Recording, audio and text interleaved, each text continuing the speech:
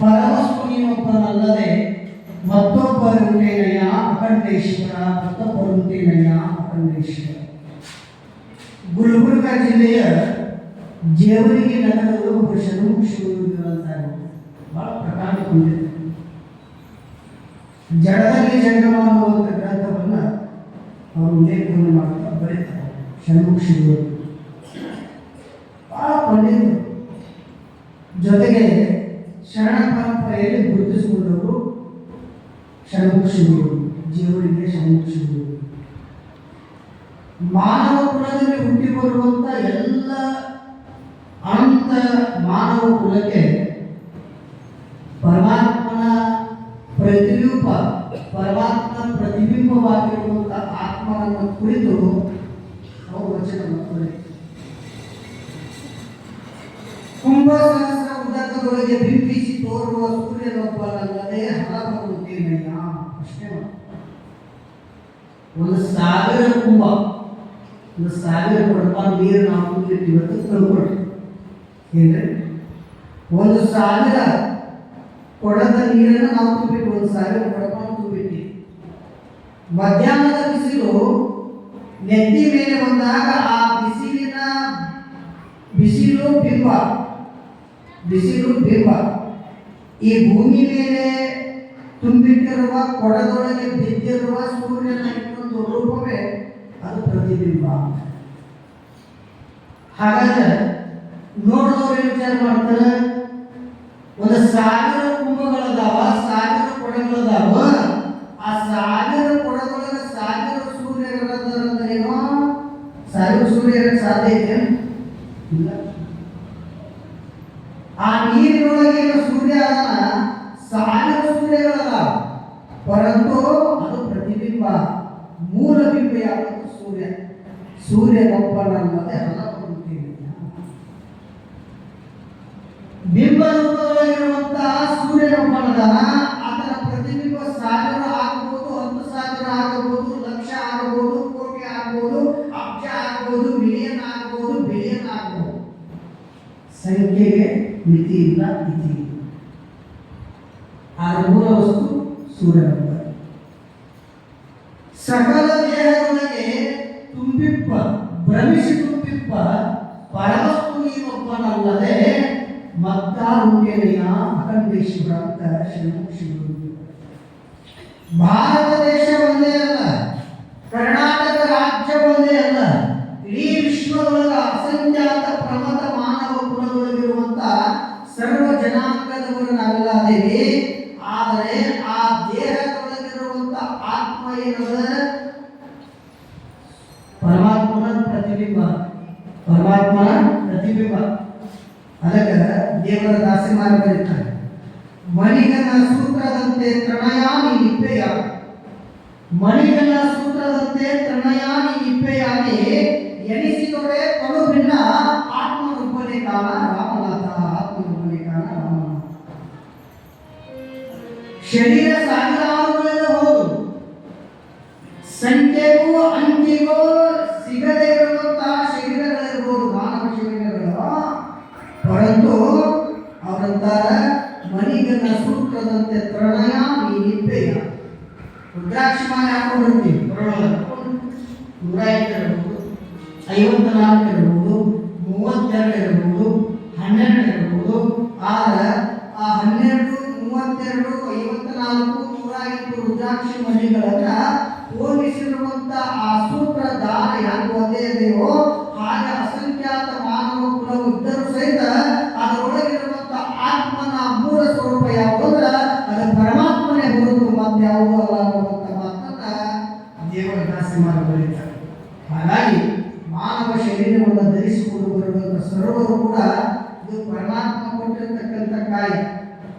ವೇದ ಭಗವತಿ ಕೃಪಾ, ಗುರು ಕೃಪಾ, ಈಶ್ವರ ಕೃಪಾ, ಅಂತಃಕರಣ ಕೃಪಾ, ಈ ಚತುರ್ವಿಧ ಕೃಪೆಗಳಿಂದ ಈ ಶರೀರ ಉತ್ಪತ್ತಿ ಆಗ್ತದೆ. ತಂದೆ ತಾಯಿಗಳ ಮುಖಾಂತರವಾಗಿ ಈ ಶರೀರ ಸೃಷ್ಟಿ ಆಗಬೇಕಂದ್ರೆ ಗುರು ಕೃಪಾ, ಈಶ್ವರ ಕೃಪಾ, ವೇದ ಭಗವತಿ ಕೃಪಾ ಮತ್ತು ಅಂತಃಕರಣ ಕೃಪಾ, 4 ಕೃಪೆಗಳನ್ನು ಒಳಗೊಂಡು ತಂದೆ ತಾಯಿಗಳ ಮುಖಾಂತರವಾಗಿ ಈ ಶರೀರ ಉತ್ಪತ್ತಿ ಆಗ್ತದೆ, ಪಿಂಡದ ಪಿಂಡ ಉತ್ಪತ್ತಿ. ಅದಕ್ಕೆ ಇದನ್ನು ಸಾರ್ಥಕತೆ ಮಾಡಬೇಕು.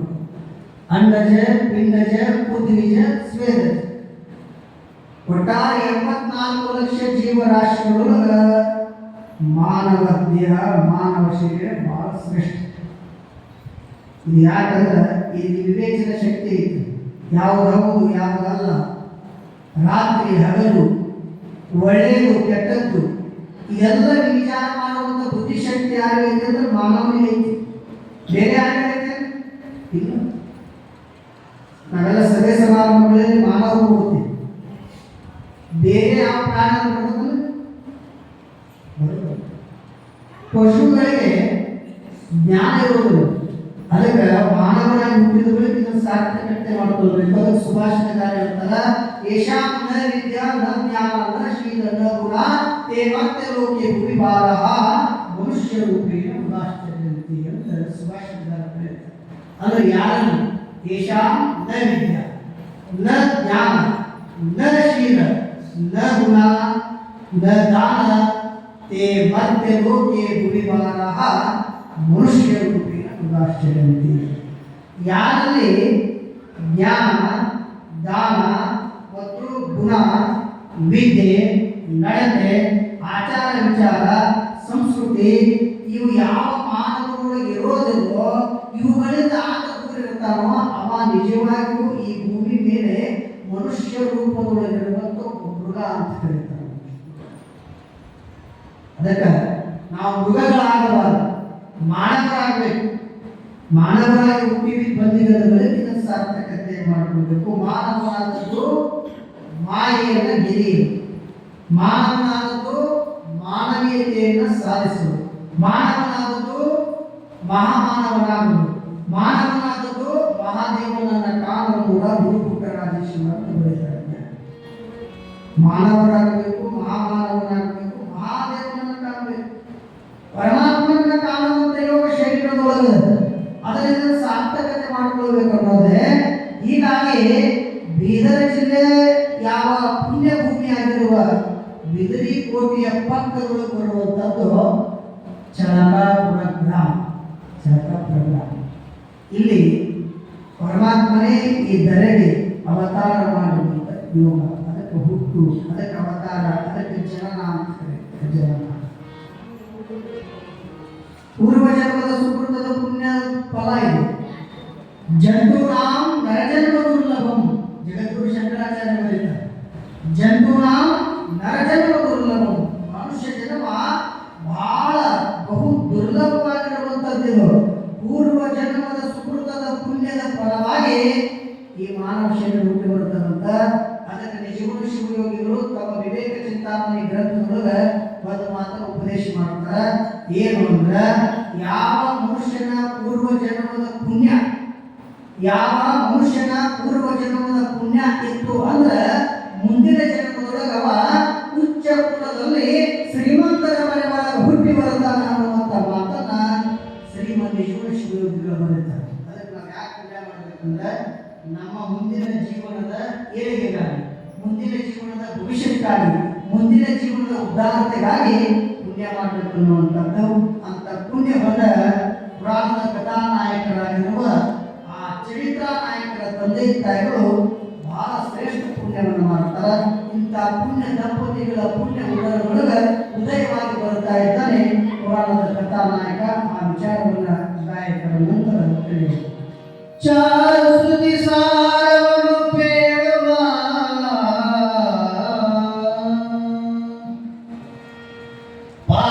ಪಾರುಷಿಮಯ ಭರತ ಕಂಡನೆ ತೋರಗಣ್ಣ ದೇಶ ತೋಳಿಯ ಬಿದರಿ ಕೋಟೆಯ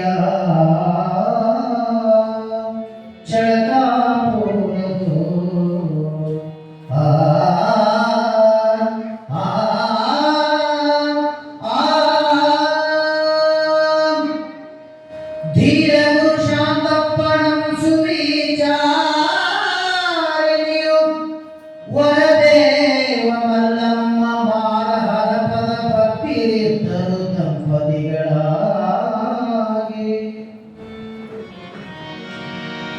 ದಂಪತಿಗಳಾಗಿ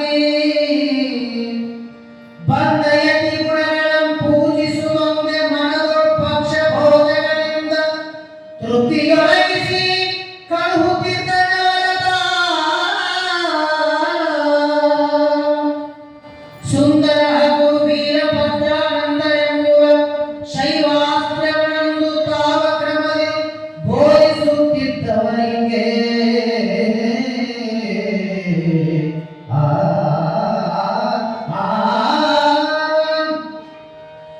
ಆಗದವರಿಗೆ ಇರುವ ಸುತ್ತಿದರೆ ಬೇಗನವರಿಗೆ ವಿದ್ಯೆ ಕಲಿಸುತ್ತಾ ಯೋಗಿ ಗುರು ಸೇವೆಯನ್ನು ಮಾಡುತ್ತಲಿದ್ದರೆಂದು ಸದಾ ಹೀಗಿರಲು ಶಾಂತಪ್ಪನೊಂದಿಗೆ ಹೀಗಿರಲು ಶಾಂತಪ್ಪ ಒಂದಿನ ನಾಗಭೂಷಣು ಕನಸಿನೋಳು ಯತಿಯಾಗಿ ತನ್ನಯ ಹೃದಯ ಸೇರಿದತೆಯನ್ನು ಭಾವಿಸಲು ಆ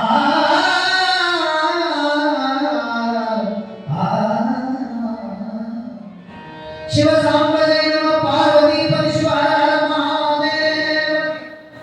ಪಂಡಿತ ಬ್ರಾಹ್ಮೀಭೂತ ಬೆಳ್ಳಿಗಟ್ಟಿ ಬಸವಂತಾಚಾರ್ಯರಿಂದ ವಿರಚಿತವಾದ ಸದ್ಗುರು ಹುಬ್ಬಳ್ಳಿಯ ಸಿದ್ಧಾರೂಢರ ಪುಣ್ಯಮಯ ಪುರಾಣದೊಳಗೆ ಆ ಪುಣ್ಯಾತ್ಮರ ಅವತರಣದ ಯೋಗವನ್ನು ವಿಷಯವನ್ನು ಇಲ್ಲಿ ಪ್ರಸ್ತಾಪ ಮಾಡ್ತಾರೆ.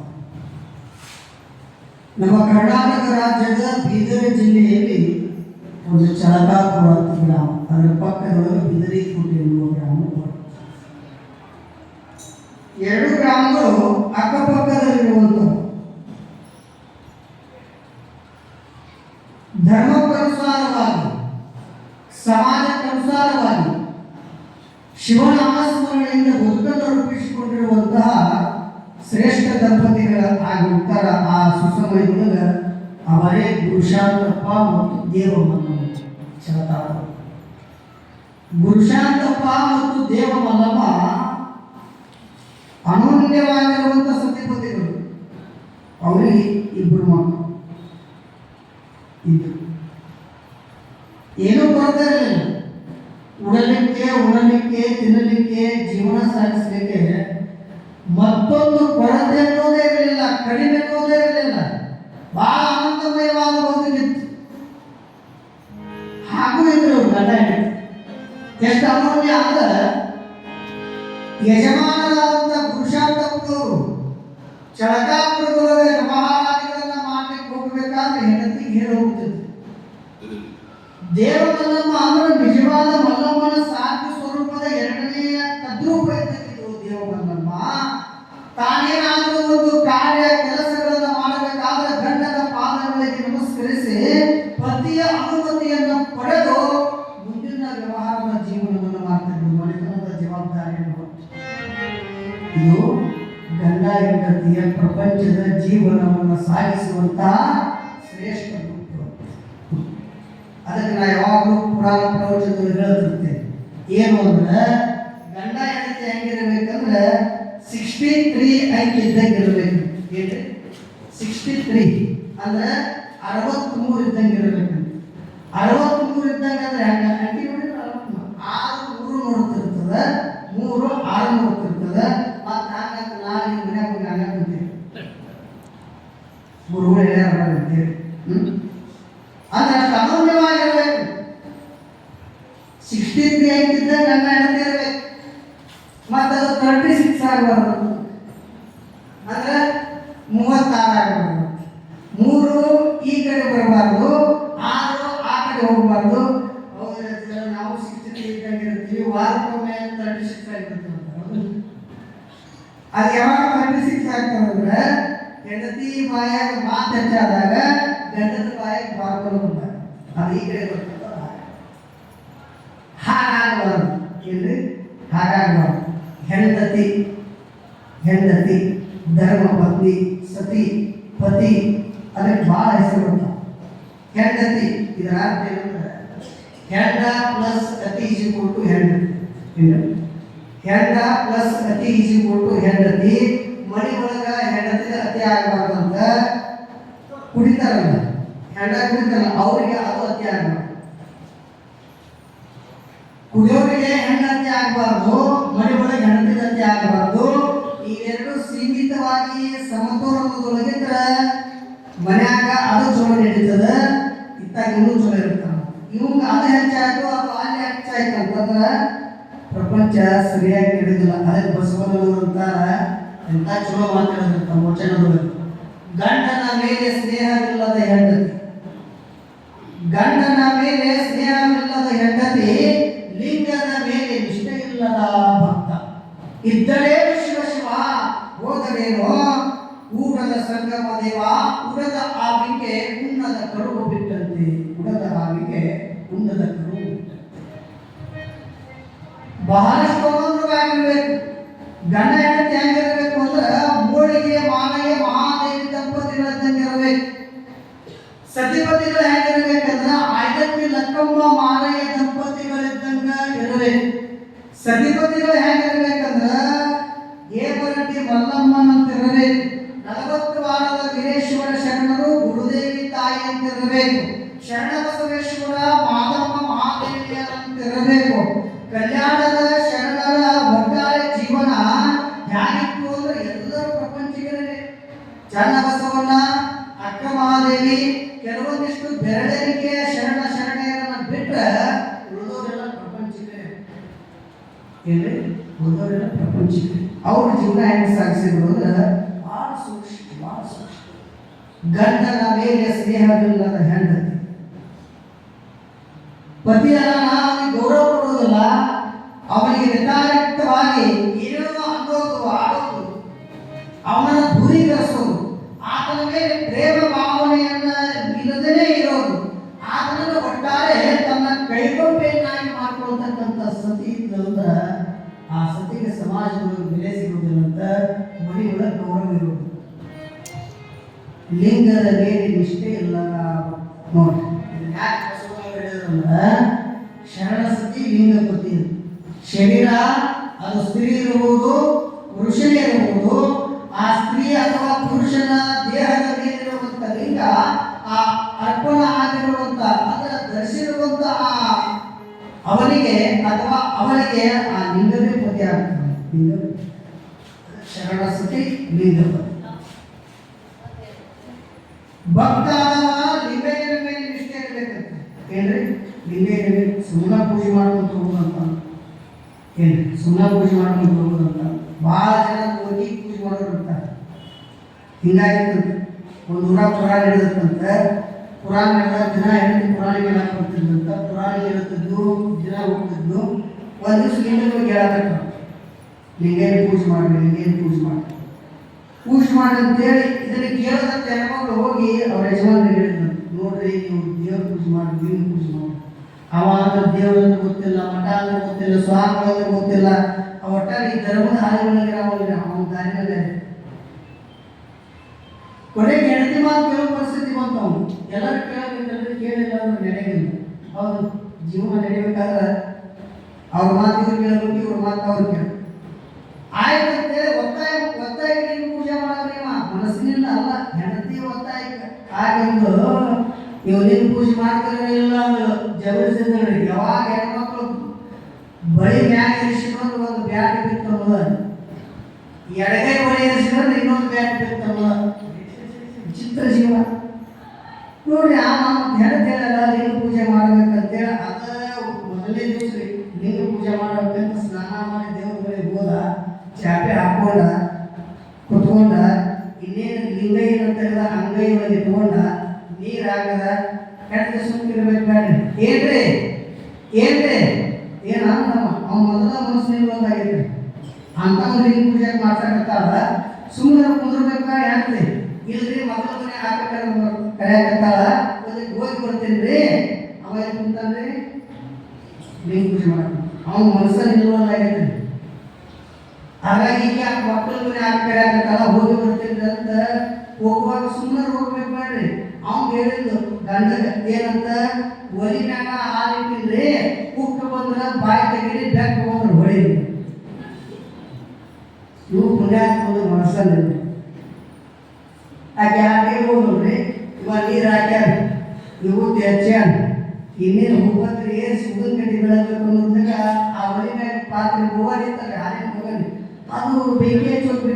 ಅದು ಬೆಂಕಿಯ ಜಲದ ಶಾಖೆಗೆ ಅದು ಹಾಲು ಪುಡು ಪುಡು ಪುಡು ತುಕ್ಕೊಂಡು ಹೋಗೋದು. ಆ ಅಂತ ಮಾಡ್ತಾನೆ. ಕೈಯಾಗ ಹಿಂಗೈತಿ, ಕೈಯಾಗ ಹಿಂಗೈತಿ, ಬಲಗೈಯೇ ಒಲಿ ಕಡೆ ಐತಿ, ಅಲ್ಲಿ ಬೆಕ್ಕ ಬಂದೈತಿ, ಅಲ್ಲಿ ಉಪ್ಪು ಬಂದೈತಿ. ಆ ಮೊದಲು ಮನೆಗೆ ಉಳಿದು ಕೇಳಿಬಿಟ್ಟು ಏನೋ ಯಶವಂತರಿಗೆ ಏನಾಯ್ತು, ನಾವು ಹೋಗ್ಬೇಕಂತ ಓಡಿ ಬಂದಕ್ಕೆ ನೋಡಿದ್ರು ಲಿಂಗಯ್ಯ ಅಂಗಯ್ಯ ಒಳಗ ಬಾಯಿ ಹಾಲು ಮುಚ್ಚೆ ನಾವು ಏನೋ ಆಗತ್ತಂತೆ ಬಂದು ನೋಡ್ತಾಳ. ಯಾಕ್ರಿ ಹಿಂಗ್ಯಾಕಂದ್ರೆ ಏನಂತ ಕೇಳಿದಕ್ಕೆ ನೀನೇ ಹೇಳಿದಲ್ಲ ಏನಂತ, ಉಕ್ಕು ಬಂದ್ರೆ ಬಾಯಿ ತೆಗೀರಿ, ಬೆಕ್ಕ ಬಂದು ಹೊಡೀರಿ.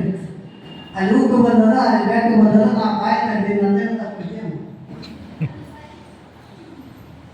ಅಲ್ಲೇ ಉಕ್ಕು ಬಂದದ, ಇಲ್ಲಿ ಬೆಕ್ಕ ಬಂದದ, ನಮ್ದೇನೋ ತಪ್ಪದ, ನಾವು ಬಾಯಿ ತೆಗ್ದೀನಿ ಅಂತ ಆಗಿರ್ತಕ್ಕಂಥ ಜೀವಮಾನದೊಳಗಿನ ಬಳೆ ಪೂಜೆ, ಲಿಂಗ ಪೂಜೆ ಅಂತ. ಲಿಂಗ ಪೂಜೆ ಲಿಂಗ ಪೂಜೆ ಮಾಡೋದು ಮಾಡಿದ ಕೊನೆಗೆ ಮಾಡಿಬಿಡೋದು ಅಂತ ಕಾರಣ. ಇದು ಲಿಂಗ ಪೂಜೆ ಅಲ್ಲ. ಲಿಂಗದ ಮೇಲೆ ನಿಷ್ಠೆ ಇಲ್ಲದ ಭಕ್ತ ಅಂದ್ರೆ ಇದು ನಿಷ್ಠೆ ಇಲ್ಲದ ಜೀವನ, ಇದು ಭಕ್ತಿ ಅಲ್ಲ, ಇದು ತೋರಿಕೆಯ ಭಕ್ತಿ ಅಂತ.